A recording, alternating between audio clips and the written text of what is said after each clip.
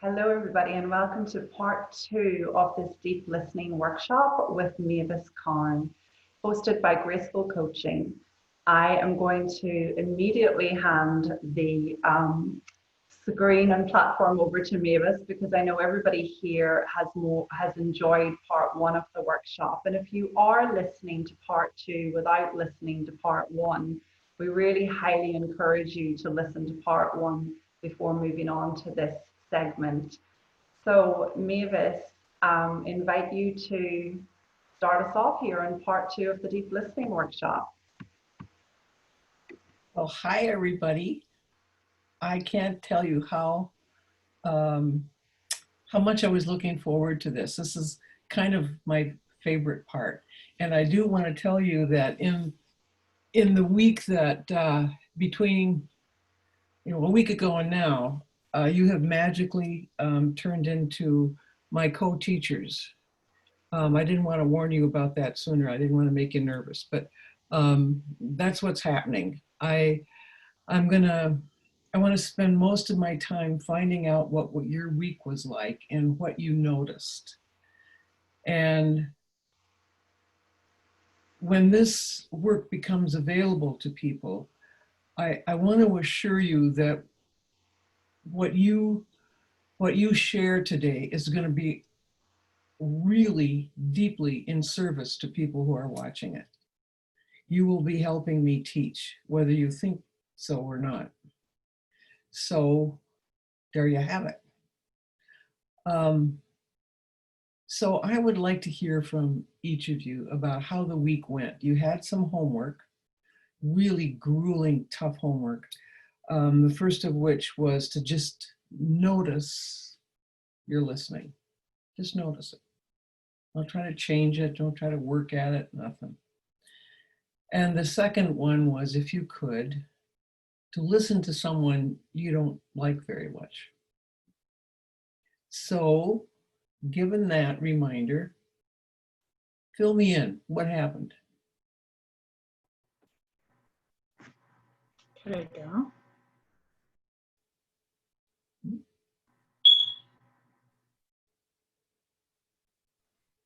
Hello, this is Rita. And I'll just wave a little so Mavis can find me.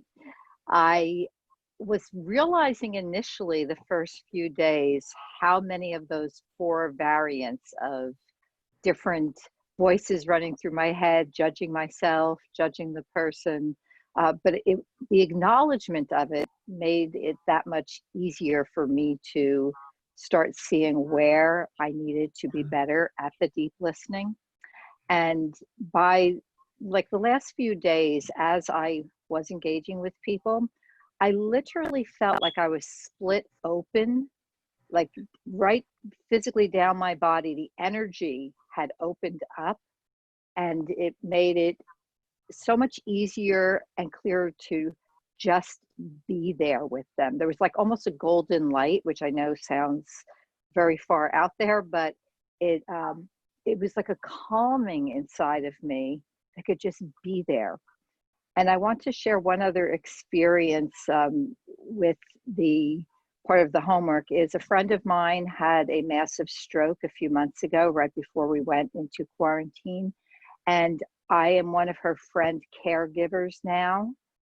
And to just be present with someone who is not able to fully communicate and is still trying to connect the dots on receiving information as well as responding was so profound. And I am very grateful, Mavis, for being here last week with the part 1 and truly being there. No judgment, nothing was running through my head, just the open heart and space to be there with her. So I thank you. Oh my goodness. Thank you. That was, oh, that was wonderful. I did not get an opportunity to speak, and I think it's mostly as being quarantined and solo alone with anyone that I have a harder time listening to, but I will continue working on that. That's wonderful. It's just, isn't it amazing how how often less is more. Yeah. Truly. Thank you very much. Thank you. Who's next? Diana, could I go? Can you hear me? Can everyone hear me? I can. Okay, I give you time to find me. So, one of the things, like I have been very aware of as a deep listener, and so that was, so I began to notice, depending like how we feel, we tend to be judged more like others and ourselves. So what I started to observe is just being more quiet within myself and listening and observing from a place of compassion rather than not to direct anything, go just to listen with an open heart. And I did an exercise with a friend that sometimes I find hard to be a friend to because she's always like complaining. She's always talking, judging. And as I was listening from a place of more like gratitude and compassion, I wasn't judging her. And by not judging her, I was able to feel like more compassionate towards her. That's great.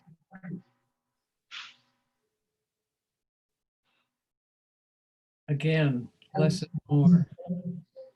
Right. And one last thing that I'm working for myself is being quiet within myself so I could listen within myself. Because sometimes like we are doing so much, and that's something that I'm working with Grace on, and that could get overwhelming to get quiet. And rather than having to create things, to force to create, but letting them evolve to come to us from a place of love and compassion towards us. Yeah. That's a great discovery. Yeah. Thank you for that.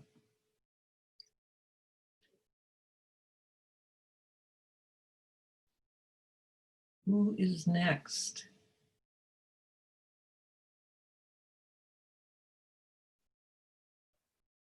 Hi, Mavis. It's Mandy.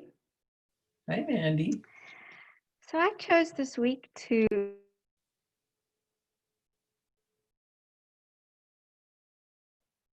sorry, I was on mute. So I chose to listen to my husband differently this week. I found that I tended to listen. I noticed that I would listen with the intention to try and help him and support him. But this time, I just listened. And at first, I found myself yawning. And I found myself yawning and like, what was going on? And then it was like the yawn just sort of re-energized me and recalibrated me. And I fell out of listening. And I fell into a deep place of hearing. And I felt for the first time in a long, long time, I really heard him. I heard beyond the conversation. I heard at a level that just brought about connection. And I get quite emotional just thinking and sharing the experience because there was a connection beyond the words that was so deep. And I'd fallen out of all the noise of how I wanted to listen and how I thought being a good listener looked like or sounded like. And yeah, I heard the man in front of me for the first time so beautifully. So thank you. It's been quite an incredible week. Wow. You know, Mandy, that story, what you just told, what do What do you do for a living? I'm a coach. Okay. If you ever, that story that you just told is going to be a great story that you can tell your clients. Mm. It's like, that pretty much says it all about listening. That's a wonderful story. It's a great example of why parables are such powerful teachers. I wish I would have heard that 40 years ago. I wouldn't have had to go to so many workshops on listening. That was great. Thank you, Mavis. Thank you.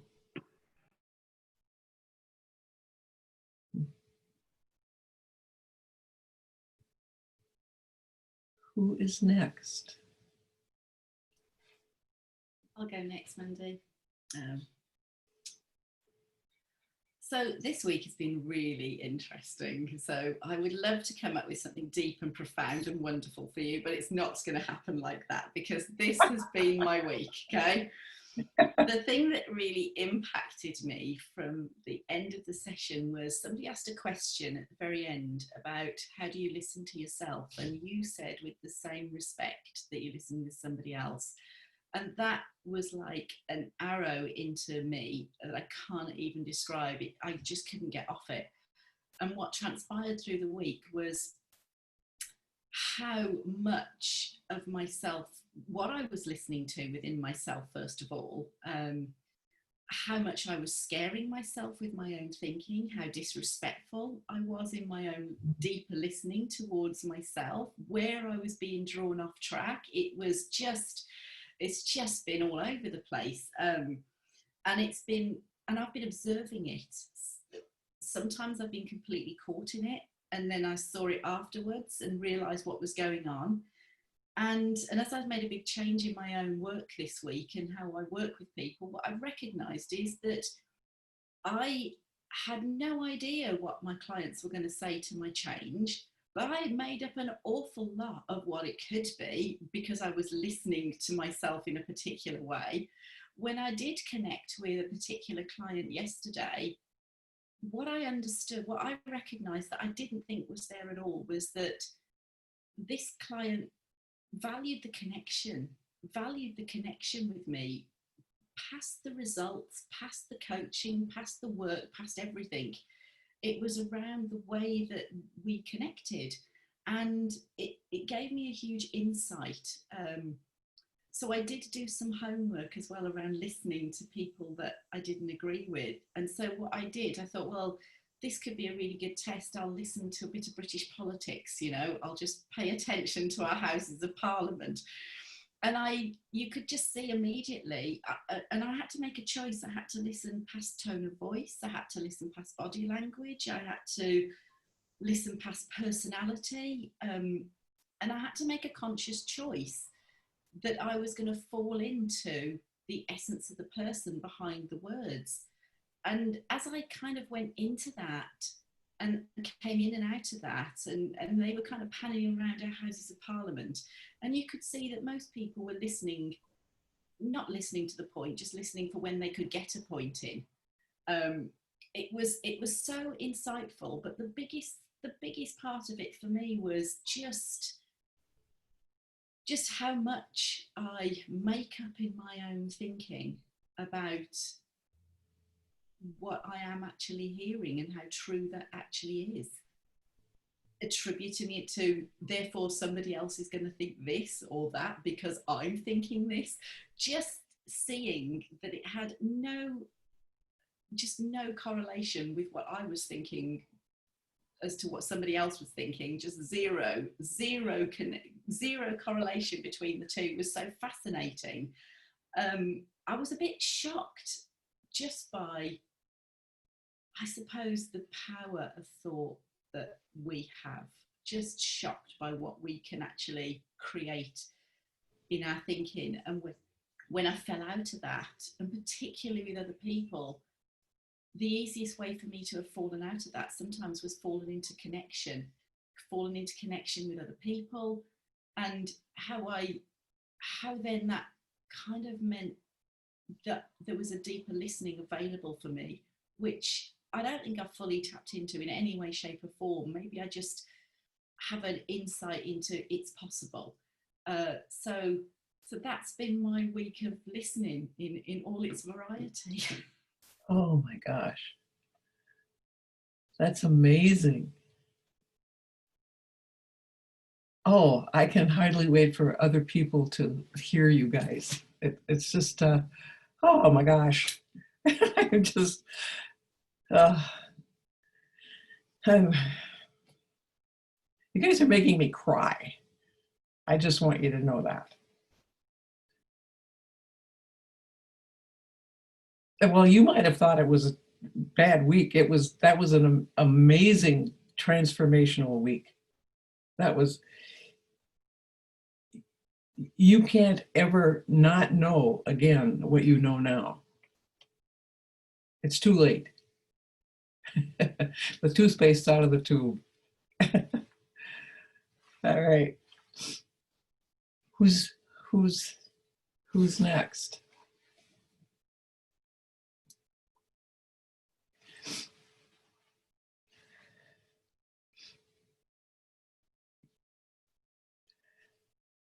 Can I have a turn? Hello? Hello. Hi. I had a bit of a up and down week as well. Well, not up and down week, but I've noticed at the beginning I was really trying to give it a go. So, and I did that with my children, and found it wasn't going that well, or it wasn't going as well as I hoped, or it wasn't going that much deeper, or I don't know. I don't know. Maybe I went in with some weird expectation of something to come out of it in the end, or something. I don't know. It wasn't working. But when I was talking to a client this week, I've noticed that I was a lot slower. I took a lot more time really to hear what was going on before giving, pointing in any direction, really to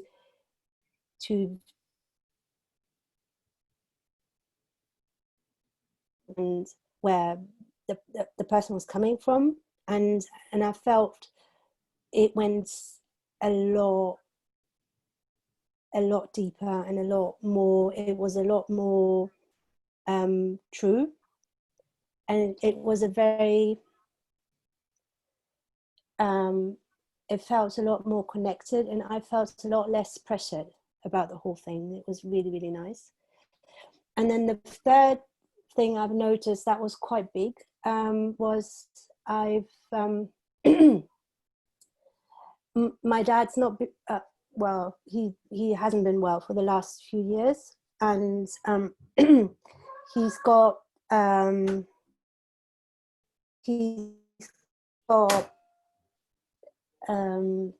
cancer, which is which he's been dealing with amazingly, but I don't see him that often, and when I talk to him, he's always like, "Oh, I'm excellent. I know that he isn't doing that well." And before he had that cancer diagnosis, he was into a lot of weird conspiracy theory kind of thinking, and very, very angry. And I always used to be very, very close to my dad, and that, because everything we talked about would turn into really angry discussions. Even the weather would turn into a political thing. At some point, I stopped talking to him.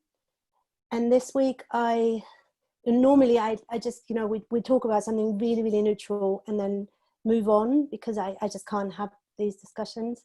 And this week, I didn't stop him, and I didn't have any expectation of where this conversation is going to end, and I didn't try to make it shorter, or I didn't manipulate the conversation as I normally do, and I wasn't even aware of. And it was absolutely beautiful. It was almost like it was so beautiful to have that, to have my dad back in that conversation. And it was, yeah, it was very special. So thanks.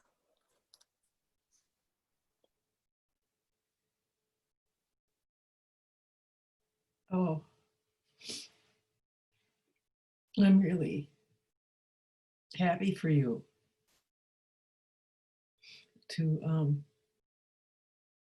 rediscover your dad on the other side of all that racket. There he was. What a gift that was to your dad.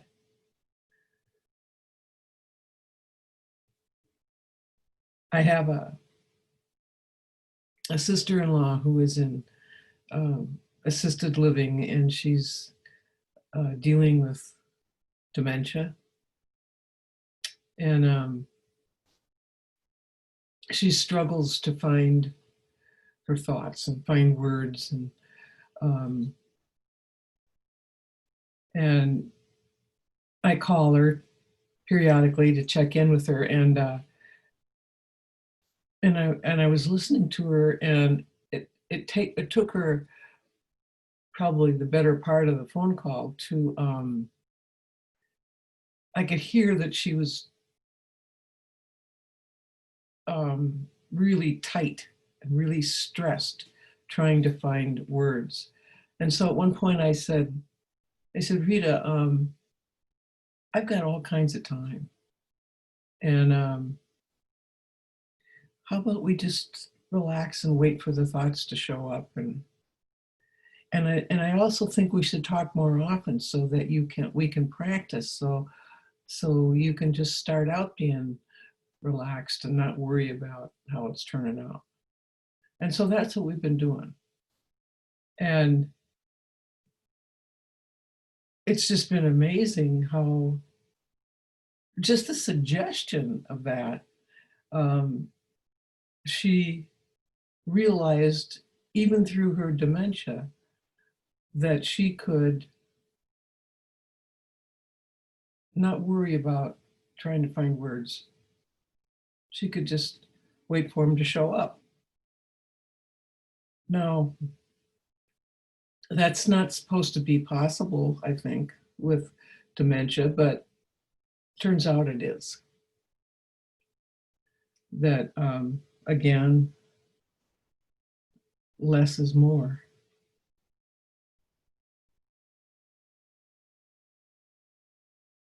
I'm so happy for you and your dad. I just, oh.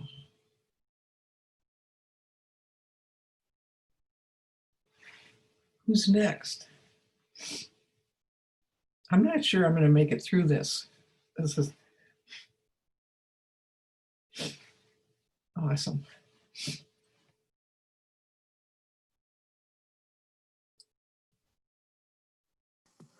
I'll go next if you like.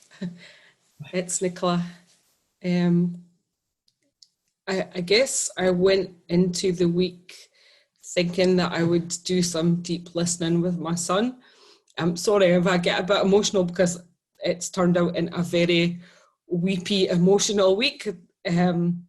So I thought I would do some deep listening with my son because his behaviours and his actions were very much showing that he didn't feel listened to or appreciated. And I ended up doing a lot of deep listening to myself. So it's been an up and down week, and that emotion and feeling, and I guess I've given into to allow myself to feel. It's from the start of the the coronavirus outbreak, and my husband's been away working a lot, and it's just been me and my 2 kids. I live far away from family and friends, and by Thursday and Friday I was just an emotional wreck, and I ended up driving 300 miles just to go and see my parents, because I needed to have that connection and that feeling and being around people that I loved. And again, I've came home and I'm still up and down and emotional and weepy, but just having that, giving myself that grace to listen to myself, because I feel like I haven't been listening to what's been going on. I've just been battering through everything that I've had to do with the situation that we're in. And so today I've been up and down. I was so weepy this afternoon, I felt I couldn't come on the call. But yeah, and everybody seems to be that little bit emotional this week. So that's me. And enjoying the fact that I am listening to myself a wee bit more and experiencing the emotions that sometimes I guess I feel like I shouldn't be experiencing them, and just giving into that and just allowing myself to feel that sadness and that grief or aloneness that I've been feeling this past few weeks, and waiting for the brighter days to come. Oh, I'm glad you decided to stick with us. You know, you just said an interesting thing, that you didn't think there are some emotions that were, I don't know, worthy or something. It's like life would be just awful if we didn't have emotions. There is no emotion that isn't on your side. It's the universe's guidance system. It lets us know moment to moment, our entire life, the quality of the reality we're creating this moment. It's like, who made that up? I mean, that is just so friendly of the universe to do that for us. It's like, we don't have to think about our thinking or analyze our thinking or figure out what's healthy and what isn't. We can feel it in this moment. And you don't want to judge any of it, because it's all on your side. So welcome to a teary week. Thank you for that story.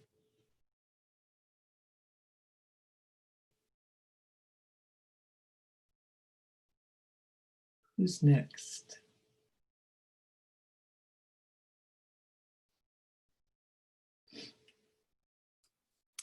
I'm happy to share.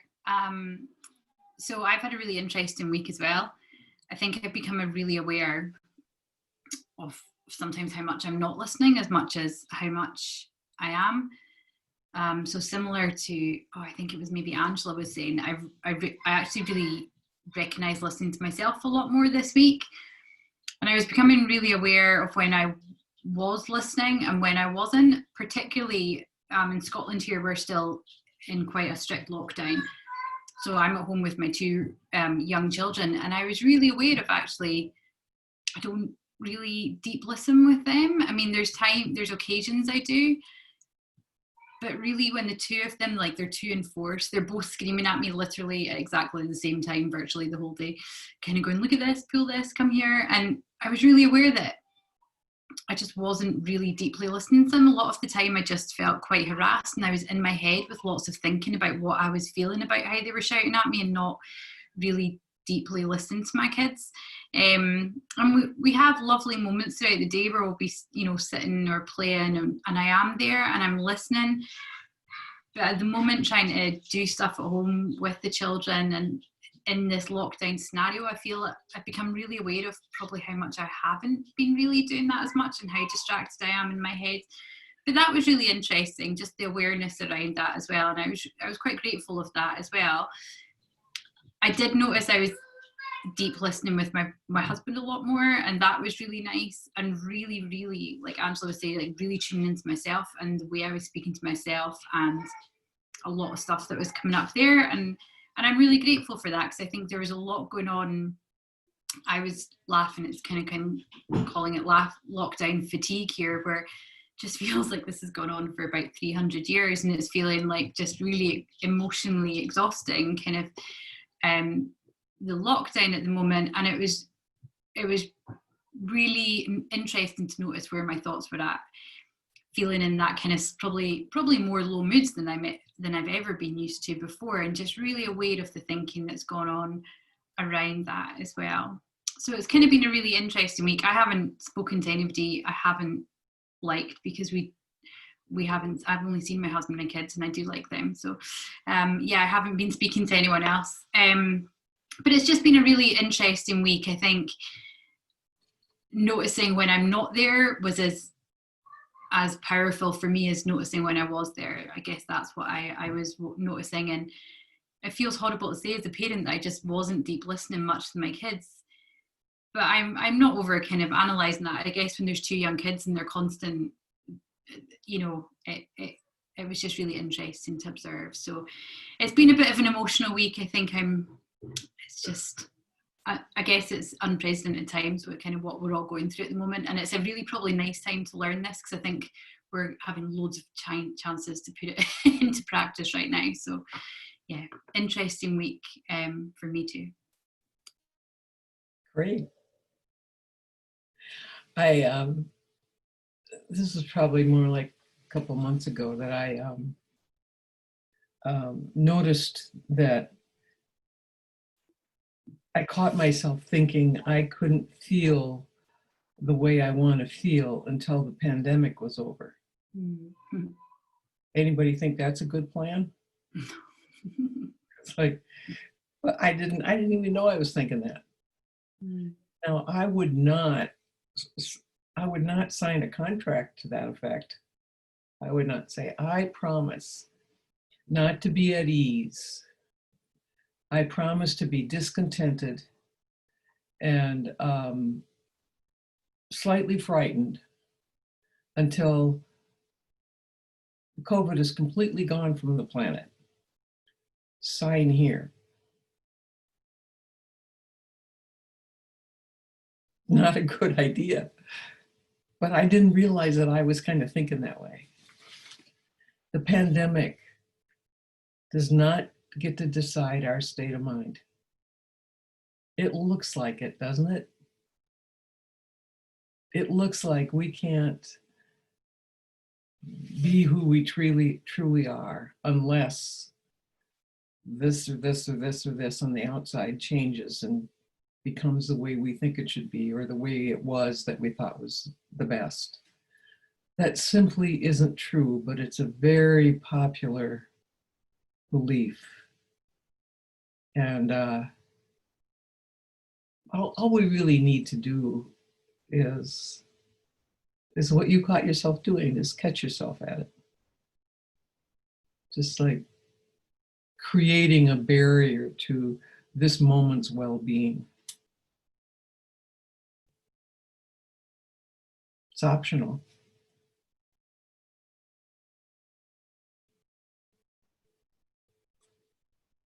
Who is next?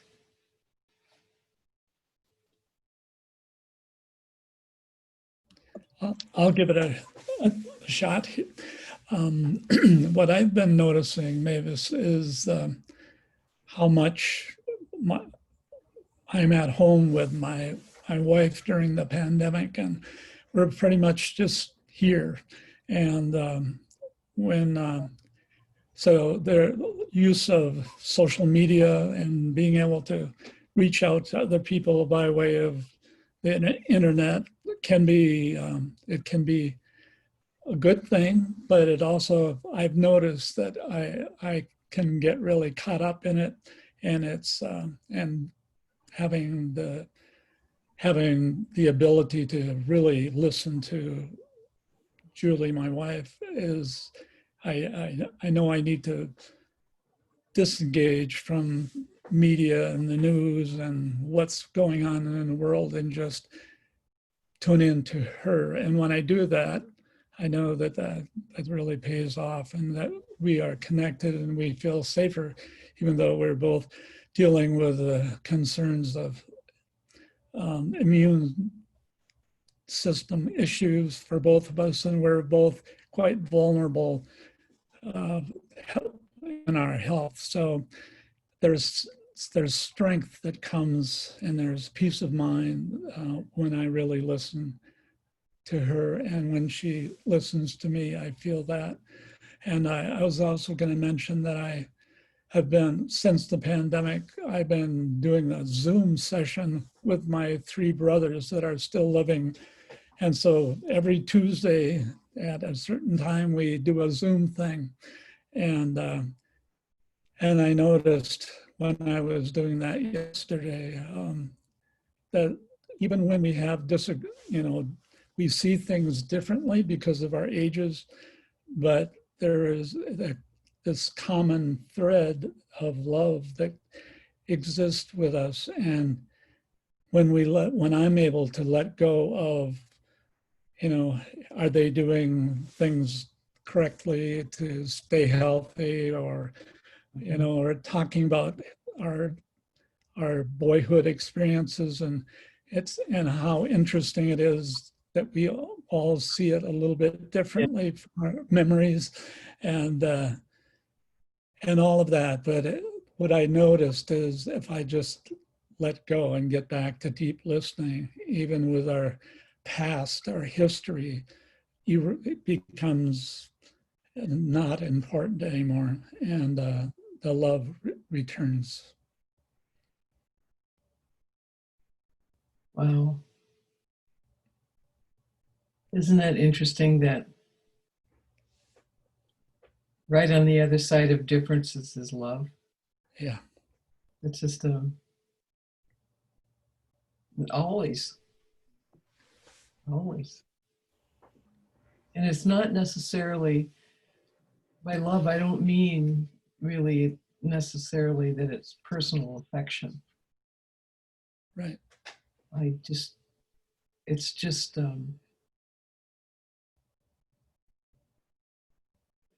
the absence of judgment, the absence of thinking differences are a big deal. Mm. It's just universal affection. Mm-hmm. Mavis, I have a question. This is Daihana. A question just came up. Could I serve it to the end, or may I ask now? Go for it. Okay, so I was thinking more along the lines like where a relationship, it could be in any type of relationship, with that deep listening hasn't been established before. I'm talking years, and especially with working with some kind of trauma. And how can a person establish that boundary, I would say, that root of deep listening if they never have done that before? And I'm thinking more along the line, healing a relationship that have failed for years and years. So how can they use deep listening to better that relationship, starting that practice? What do you think? I don't know. Actually. It's not complicated. Okay, just being available to listen to the other person, and I think that's an agreement that I guess both parties have to make, that they, the commitment to wanting to listen to each other. Yeah, From You can't make any. place of love. Just begin to listen. See what happens. It's not begin to listen so you can change somebody else or so you can change the past. You can't have a better past. Just begin to listen. See, you knew that. Yes, I guess it's more trusting that I knew it. Yeah.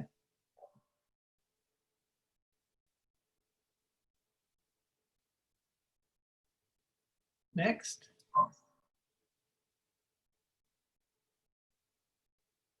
I can go.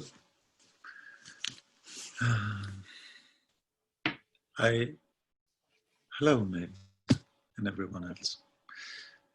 I started to notice during this week that I was sometimes a terrible listener.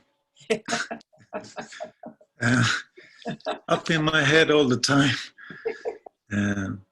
So that was really, it led to, I helped my daughter move into a new flat in city, and she was so appreciative, and we had a wonderful time, and she catered lunch to us. And this beautiful time together, and I started to feel a bit nauseous, so I got food poisoned as a thank you. No, so I went home to bed and went like, you know, out of order for a couple of days. But then the most beautiful things happened. I came on speaking terms with myself in a like absolutely wonderful way, and didn't need to be distracted by any social media, or just like sort of total acceptance to what it was. I had no choice. And the two sons, they're still living with me, they showed up as never before and served me with tea and, you know, cared for me in a way I never saw before.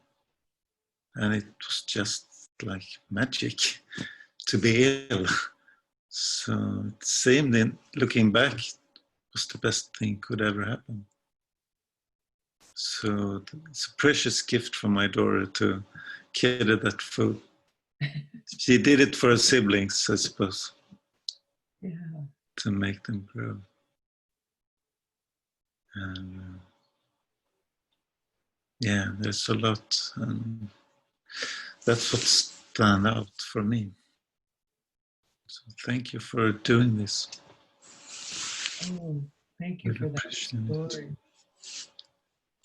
The magic of just being ourselves. Yeah.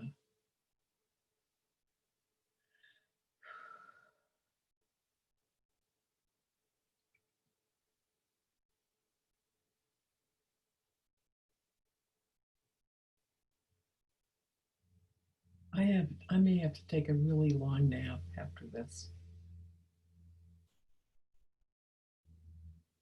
Be a good one. Who's next?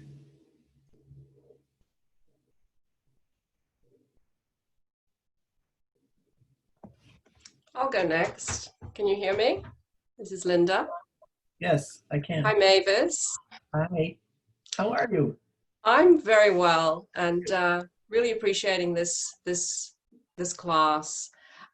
So what happened to me this week, I have a girlfriend who, this sounds really strange, but I've often said, I keep saying to my husband, you know, I don't get anything out of this relationship with her. And, you know, I mean, I have all my excuses, my reasons, which he pretty much sees also. You know, when she comes over with her husband, I do not feel like she listens to me. I've got this racket going that she she doesn't respect my work or what I do. And she kind of occasionally says something that kind of is a bit nasty, you know, but she's like family. And so they keep coming over. But, you know, I keep hearing this phrase I keep saying to my husband, and that is, I get nothing out of this relationship with her. And so I was being coached by my lovely friend Lana, who's on this call this week, and we had this conversation. And the insight that I had this week was, I get so much out of this relationship. I am getting more than I bargained for, you know. And I'm thinking, like what you said, Mavis, it's like I get to see how she does not get to determine how I feel. I get to see how personally I take everything, you know, like I end up feeling so wounded. Why doesn't she care about me? Why doesn't she respect me? So there's all that racket going on. I also get to see how generous I can be with someone, you know, and how ungenerous I can be. And so, God, I'm getting so much out of this relationship. And it just hit me this week. It really, you can hear it, the impact it's had on me. So how amazing is that? It's very amazing. Wow. And you know something, the other thing is that I just want to say that it doesn't mean that we have to, I still can see that I have a preference, my preference to either have her in my life or not. But at least it's coming, whatever decision I make, it's coming from that clean place. Yeah. And it's not about, you know, I don't love her, or, you know, it's just, I'm also seeing she's coming from where she's coming from, and I can have compassion for her of why she doesn't want to communicate with me for whatever reason, or she doesn't want to be nice, you know? So, yeah. Yeah. My guess is, and you can tell me if you think this is true, my guess is that she thinks she's communicating quite well. Oh, yeah. Yeah, she probably does. Yeah. Yeah. And who knows, she may have the same feelings about me. Well, I don't Whatever. know. Yeah, I don't know. But she's having her own experience of me, and I don't know what that is. Well, my guess is that she also thinks she's probably a good listener. Yeah. Yeah. I certainly did. And I wasn't. But I didn't know there was a way to listen that was actually listening to people. I was, like everybody else is talking about, I was listening to myself all the time. Yeah. But I didn't know that. It seems like, how could I not know that? It's so obvious now, but I didn't know that. And what's really, really helpful for me about knowing the difference between deep listening and not is that it helps me understand everybody, because they either know how to listen or they don't. But it's not because there's something wrong with them. They're just like me. They were listening in the best way they knew to listen. They didn't know there was something way beyond that, or they would have chosen it. Mm.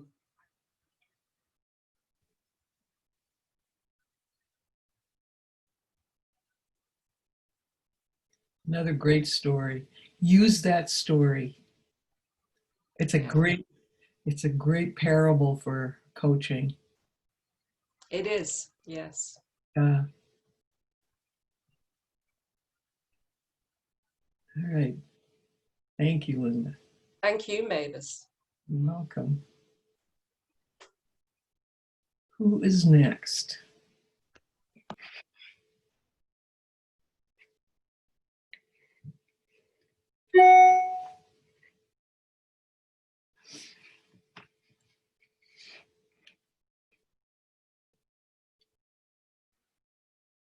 This is Rita, and I would love to add a little share to my earlier comments that I made. Good. And that was last night. I was speaking with my ex-husband. We still have a really wonderful relationship. And we both are great communicators, which means we both are really great talkers. And we work together well on creating things through those conversations. And after the part one with you, Mavis, I shared with him immediately about this listening thing. And he corrected me right away and cut in and whatnot. And I just said, can you just hold off your thoughts so that I can share mine and then I'll listen to you. So we went back and forth a little bit in a friendly way on it. And last night, he and I had a conversation, and he had recently broken up with his girlfriend, and he has 2 other female friends in his life. And he's saying that he can't get a word in edgewise with everybody, that the women are just talking and talking. And he goes, I just don't feel listened to. And it was a great, like, shock reminder to me as well, to just sit back. And I listened, and, you know, he calmed down. He got deeper in conversation. He goes, I think you're the only one that really listens to me. And it was funny because I realized how much I had to stay back and open with that. So although he's someone that I do have a great communication with, it was also still that he threw that tantrum of, you know, no one listens to me. You women talk too much. And I truly sat with him and listened. And I will tell you this, surprisingly, it was one of our shorter conversations. Yes, I believe that. That was a surprise. Yeah. Well, it would be interesting to see if he kind of catches on to the idea that listening to someone is at least for me, is way more powerful than trying to get somebody else to listen to you.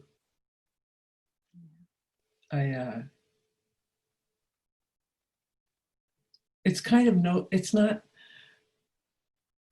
not any of my business if people listen to me or not. They're either interested or they're not, but it has nothing to do with me. But boy, once I discovered how it feels to listen to people, I got way less interested in whether they were listening to me. Because that's not anything I can do anything about. Does that make sense? Yes, definitely. Okay. Thank you. Yeah, thanks for the story. Use that. Probably have to get permission from your ex, but you know. Be okay. You can change names and things.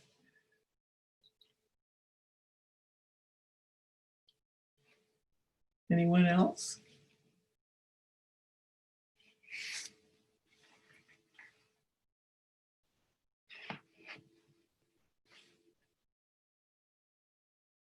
I have to tell you a funny thing that happened with me once when I was doing this listening thing. One of the students said, well, you know, it's a lot easier to listen to people that are interesting. Right? And I can see the logic in that. You know, if you only want kind of barely logical logic, I can see the logic in that. But the thing is, interest is something you bring to an interaction. It isn't something you get out of it.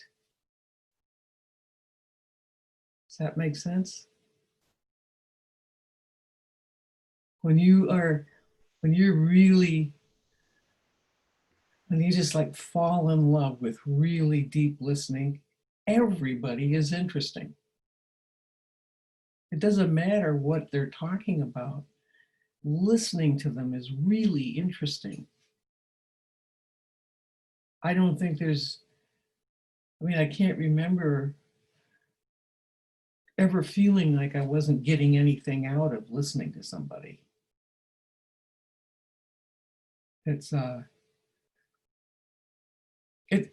for those of you who have children, particularly little children, when you get into the habit of just really showing up with them and sitting down and listening to them, they are the most interesting little creatures ever. Ever. I got some really helpful, somewhat unpractical advice from my 4-year-old great-granddaughter a few years ago. She has a room in my house and she stays over, and she was about, I think, 4. And I was just sitting in my chair and she was sitting on the footstool in front of me, and she had her elbows on my knees and she was sitting like this, and she was just staring at me, and I was just waiting to see what was going on.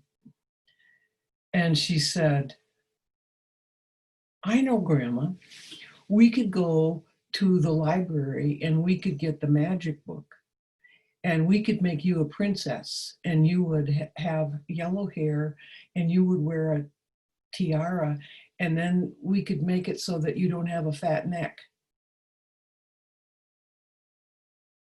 Awesome. I thought I was going to fall off my chair, but that little girl was in service to me. I mean, there's not a whole lot I could do about my fat neck, but I mean, she was sincerely in service to me. Now, I texted that to pretty much everybody I know because I thought it was the dearest thing ever. But the point is, there's a time in my life where I probably wouldn't have reacted that way. I don't know what I might have done, but I might have thought, or some, I don't know what I would have done. But oh, the feeling of being, the feeling of love behind that, and how she just knew I would just love having yellow hair and a tiara and not having a fat neck. Isn't that cool? So I was listening to her, and man, I could feel the love and the in-serviceness. Had nothing to do with the plan she had in mind.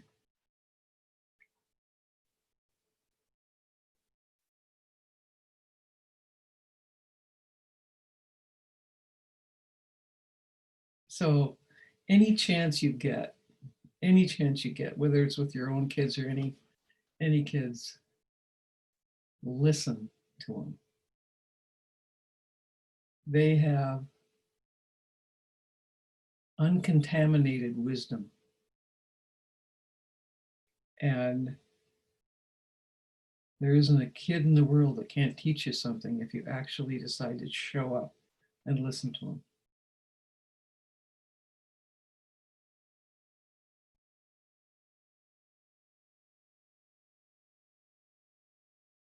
And at the same time you're doing that, you're showing them how to listen.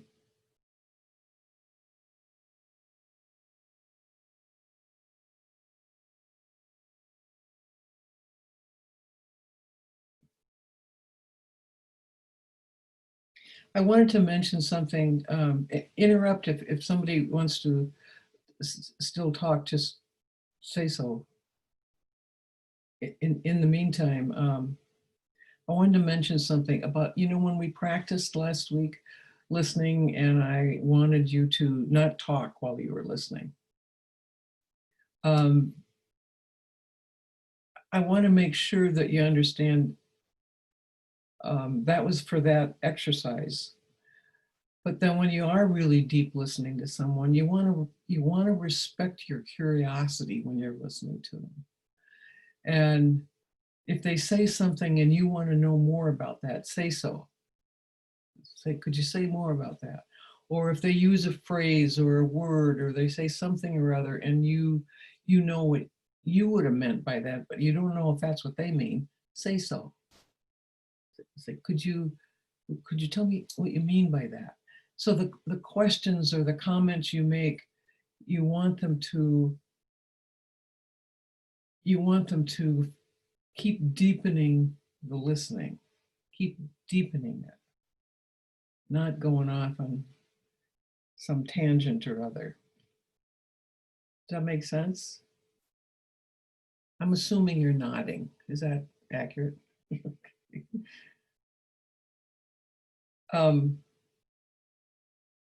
One of the things that I first noticed about listening is that I could see myself,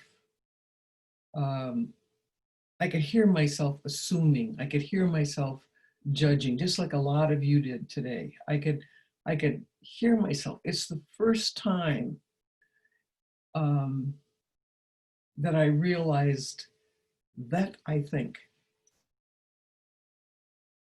Now, I mean, most of us would say, well, of course we think, we're thinking all the time. But I didn't realize that I could catch myself at thinking that was not in service to me.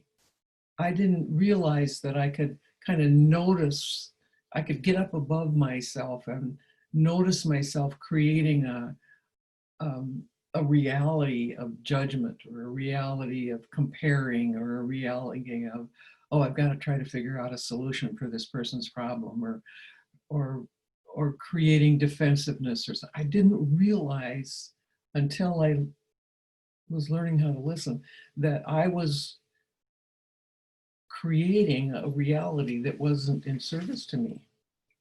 That's a big thing to be able to do, to catch yourself at it. You want to eliminate, if you can, the judgment of yourself, or the embarrassment of it, or the shame of it, because catching yourself at habits of thinking that are not in service to you is an excellent habit to get into. It's just, it cleans your attic. It's so helpful. It's how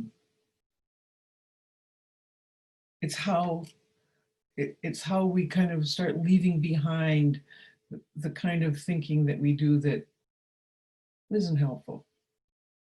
It confuses things and complicates things, and keeps us from the kind of connections that we just long for.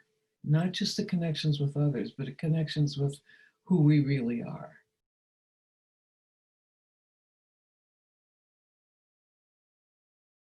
In other words, it's like when you catch yourself doing those things, judging or assuming or criticizing or analyzing or diagnosing or whatever, don't be mean to yourself about it. Congratulate yourself on catching it. It's like the guy that I like to read, Eckhart Tolle, talks about every time you catch yourself at a bad habit, you strengthen your consciousness. You give it muscle. So I have caught myself at a lot of stuff, and hopefully I have a muscular consciousness. But it's so helpful to know that catching yourself makes you stronger, because you've let go of things that weakened you.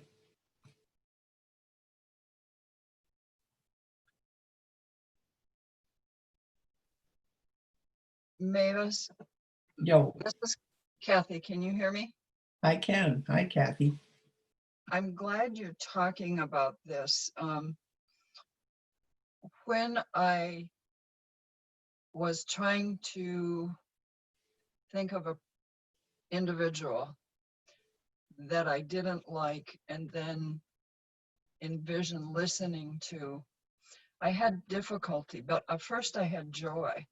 I realized as I was trying to figure out who or what is it that I dislike or don't want to relate to, there was this incredible flooding over me of, there's almost nobody. I couldn't think of anybody except one person. And I'll just put it in this context. In our country, we are in serious conditions, harmful. And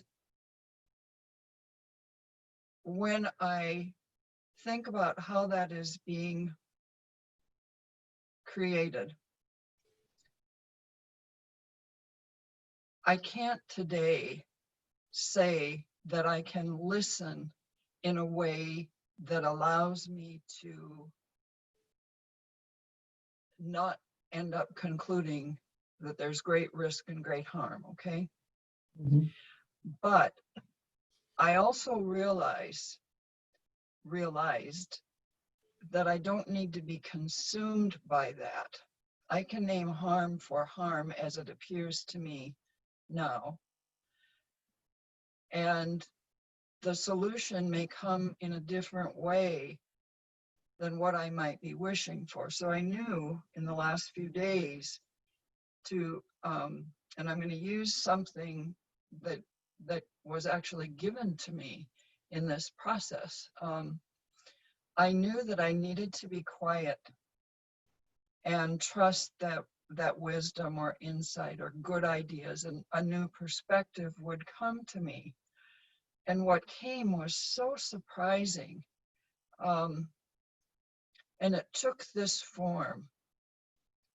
For some reason, I just knew to go searching for something written by an author called Parker Palmer.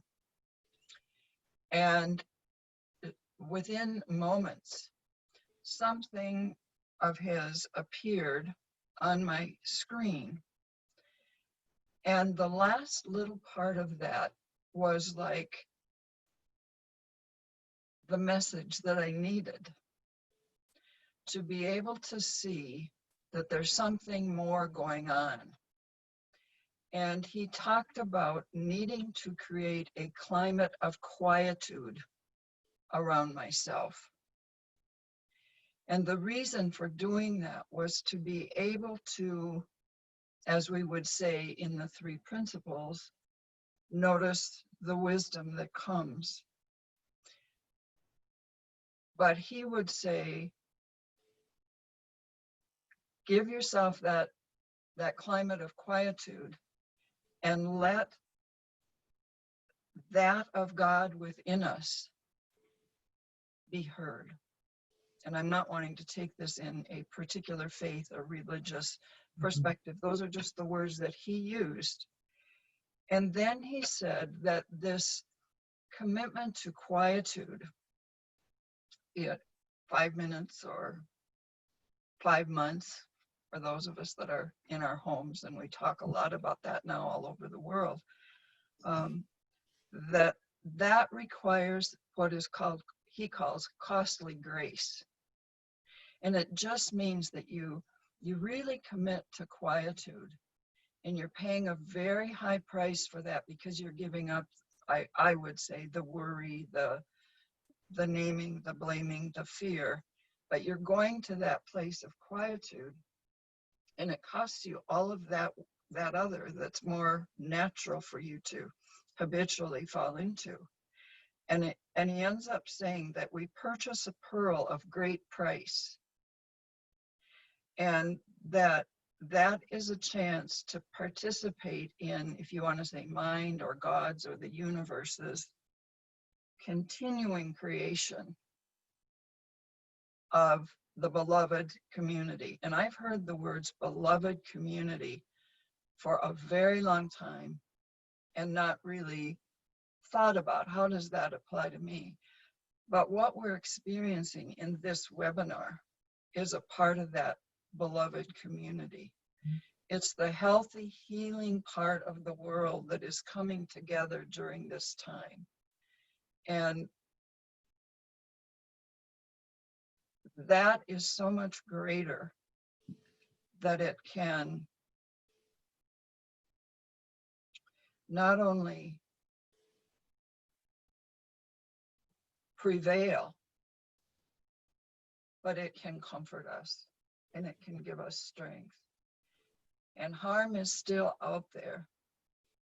And I can even have compassion for an individual or individuals that may live in such a state of mind that it's leading to harm. There must be great pain if one pays attention.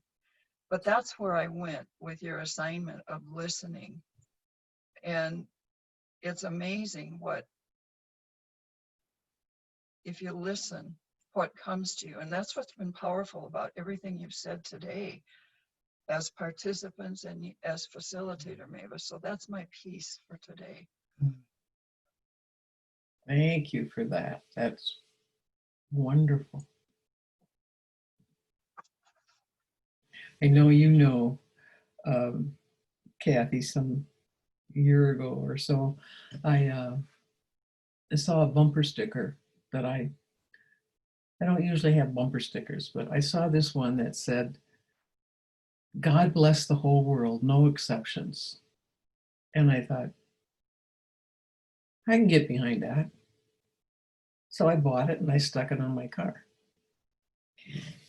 And several times I watched the news and it got a little homicidal. Well, maybe not quite, but. And I thought of a person in particular. And then I thought of my bumper sticker and I thought, okay, do I want to make an exception? Do I want God, whatever form that is, to not bless this individual? I said, no, I don't want that. But it took me a few rounds of that to realize how it felt to make somebody an exception to blessings, to love, to good fortune. To say, no, I don't want that person to have that.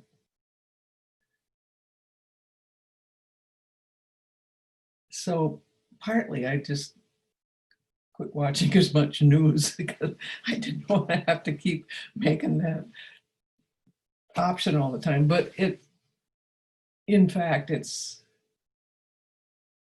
where I want to live.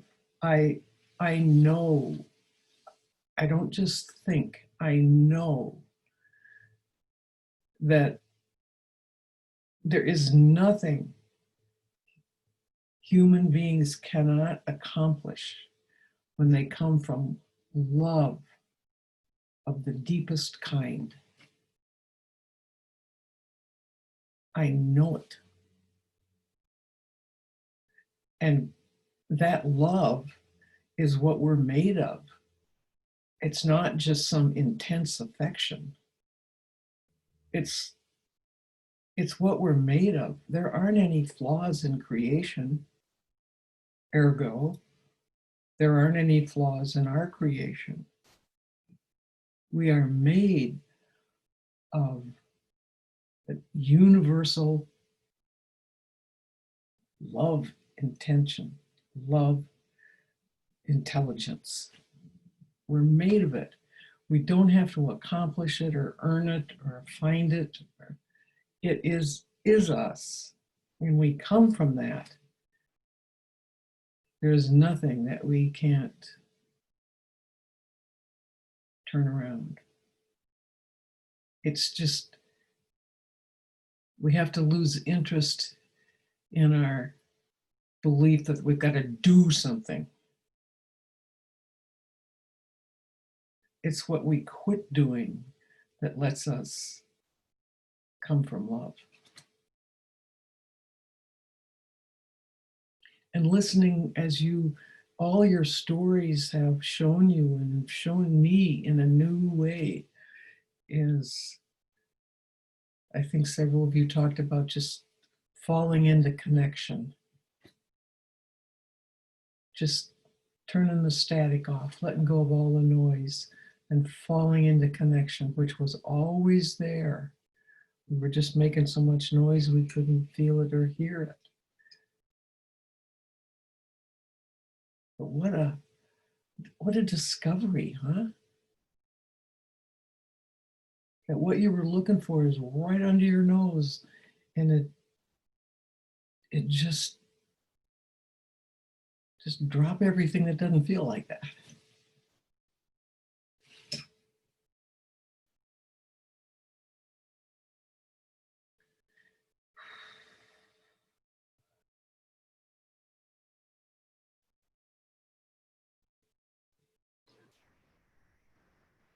I would like to just respond to that, Mavis.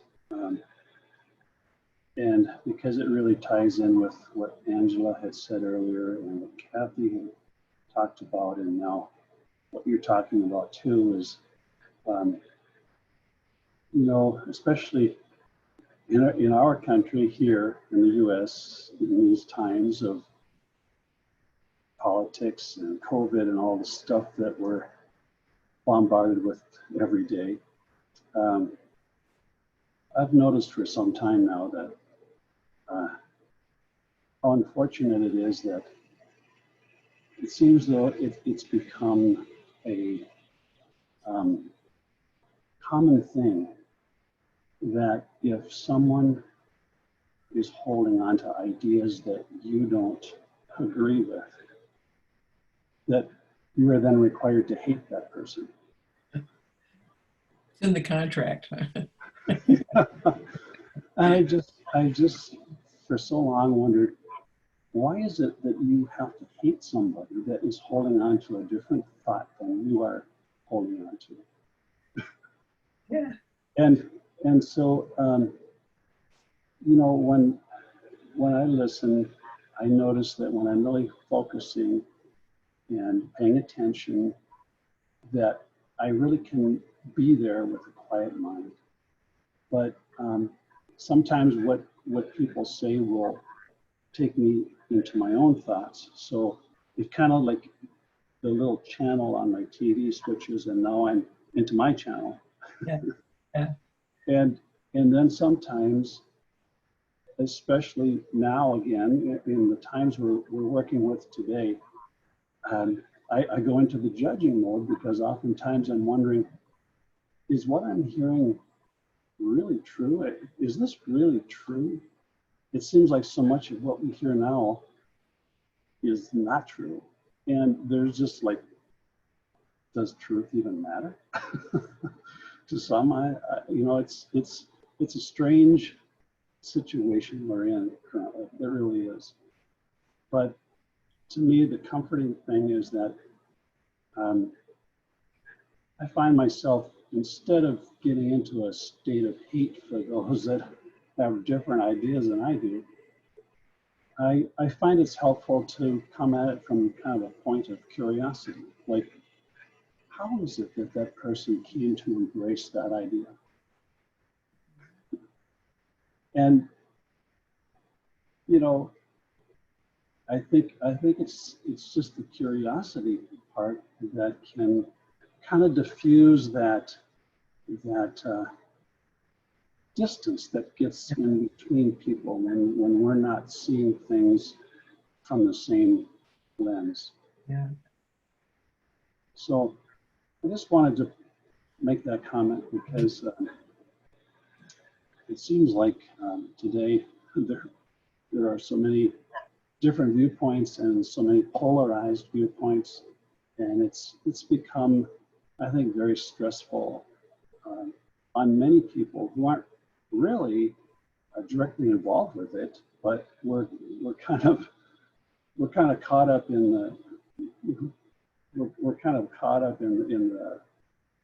the wave that seems to be floating everything these days. Yeah. And so I appreciate when Kathy talks about creating that quietude where, you just have to sometimes let go of all that noise and bring it back into what's right in front of you at the moment. and realize that a lot of that other stuff doesn't really impact you in this moment unless you choose to let it do so. Yeah. Great point. It's like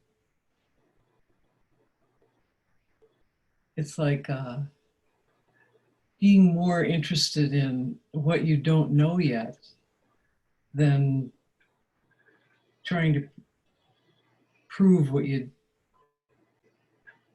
do know is right. It's like, somebody that needs to be right.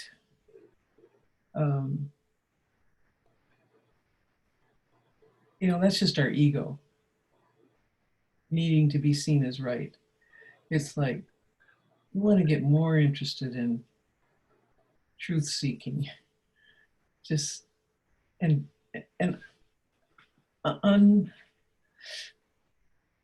it may be a popular opinion that the truth hurts, but I think people mostly believe that when they're saying something really negative about somebody, that's the truth hurts. Right? I don't think the truth hurts. I think the truth is liberating. It sets you free. It leaves no room for having to argue with anybody about anything. The truth is just the truth.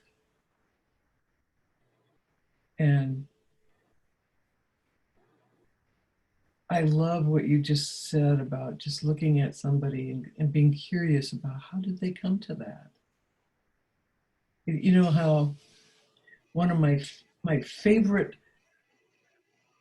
things in the whole world is a dog hearing something and they don't know what it is and they go, that's just what you said. Like, how'd they come to that? I love that. If I'm going to come back as a dog, I'm going to do that all the time. Like, what? What's that?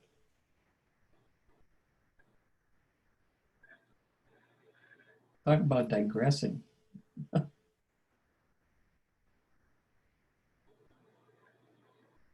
I don't know how anything is going to turn out in this world, in this country, in my life, in this. I don't even know what the next 5 minutes is going to be like. And honestly, neither do you guys. None of us ever do. The only time that is now. The only thing we can do about anything about is now. The past is stored thought. The future is just imagination. Do you ever notice the future has never, ever in your entire life shown up? And we talk about it like it's real. It's never shown up.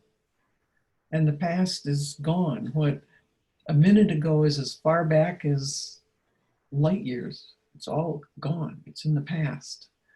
It's just stored thought now, and half of that probably isn't accurate. But now, how do you want to feel now? What would you rather think about than just be now?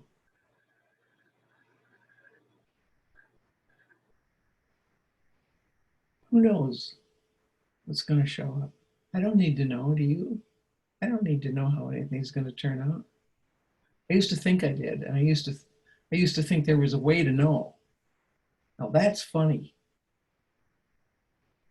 That we think that we can know how everything's going to turn out. How? Now, isn't that funny that we think there is a way, but nobody's ever seen it or done it or accomplished it? But we still think there's a way to find out. I think that's funny. But what's nice about knowing there isn't a way is that then what you have left is now. And now is enough.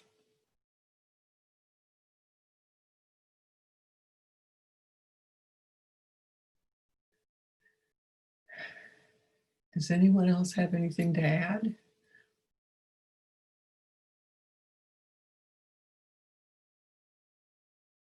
Because if not, we can hand it back to good grace.